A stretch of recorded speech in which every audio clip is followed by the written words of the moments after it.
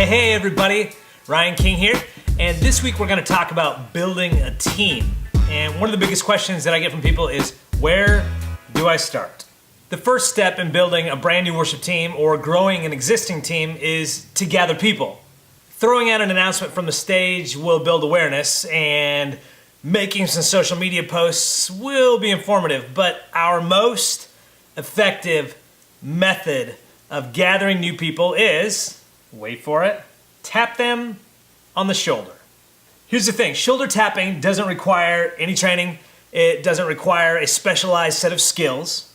It only requires a willingness to step out of our comfort zone, introduce ourselves to a person, and invite them to be a part of a team. Here's how to do this effectively. Step 1, ask around within your church community if there is anyone even with a nominal level of musicianship. Step 2, introduce yourself. And step 3, invite them. But here's the key. Before you end the conversation with them, let them know that you personally hope that they can make it and be part of your team. See, a person is much more likely to show up to a meeting or a rehearsal if they have been personally invited by somebody who's there. When was the last time that you walked into a room where you knew nobody in the room? If you are anything like me, that situation is very uncomfortable and very intimidating. And what I do is I scan the room to find somebody that I might know. Uncomfortable and intimidating. Those are the exact opposite feelings that we want people to experience when they show up to a rehearsal or a meeting. However, if you have a personal connection with somebody in that room, that person becomes a safety net. And that safety net can introduce you to somebody else, and in turn, expand the safety net. When the safety net increases, our comfort and our confidence also increase as well. But how do I convince somebody to give up one of their most important commodities, their time? If you don't want to be there, nobody will want to be there. Your enthusiasm will affect the rest of the group. It's important to remember this, you have something to offer them, something that's priceless. You can offer them relationship and purpose.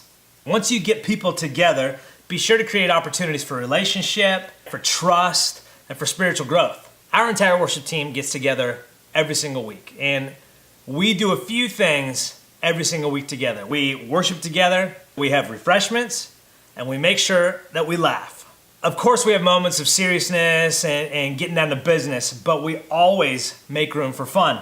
A team that laughs together stays together.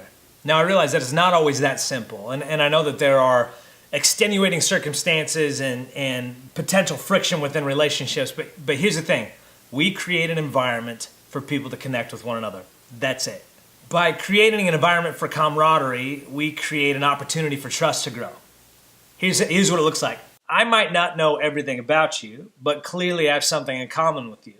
And so if I can worship together with you here, that means I can trust you when we lead others in worship. And here's a little inside tip. Always be sure that you have things to eat or drink. Important conversations happen around food. I'm pretty sure that the Declaration of Independence was written and signed whilst holding a cup of coffee and a donut. Your politics are nuts, man. I don't even like you. These chips are awesome. I'm pretty sure I can toast to that. But what if I can't convince the best musicians in my church to show up? Pastor Matthew Barnett of the LA Dream Center said something to this effect. If you reach the people that nobody wants, then you will gather the people that everybody wants. My advice to you, invest in those that you can get. Years ago, when we were gathering together a team, we were aware of a handful of really high-quality musicians here in our congregation, but because of their other commitments and other priorities, we weren't able to convince them that it was worth their time to show up and be part of our worship team. So instead of sitting around and complaining and strategizing how to get those guys here, what we did was we took the set of hack musicians that we did have and we decided to invest in them. We spent time together, we ate together, we laughed together, and we played a lot of music together. And we set the bar really high. Most of those nominal musicians took up the challenge. They practiced, they worshiped, and they improved drastically. I can confidently say this, the majority of the best musicians in our congregation today are part of our worship team. Most of them are because we challenged nominal musicians to become excellent musicians. Start with what you have. It will take time and it will take intentional effort, but I promise you it will be worth every moment. I'm Ryan King. Thank you for watching. Please subscribe, like, comment, or share. See you next time.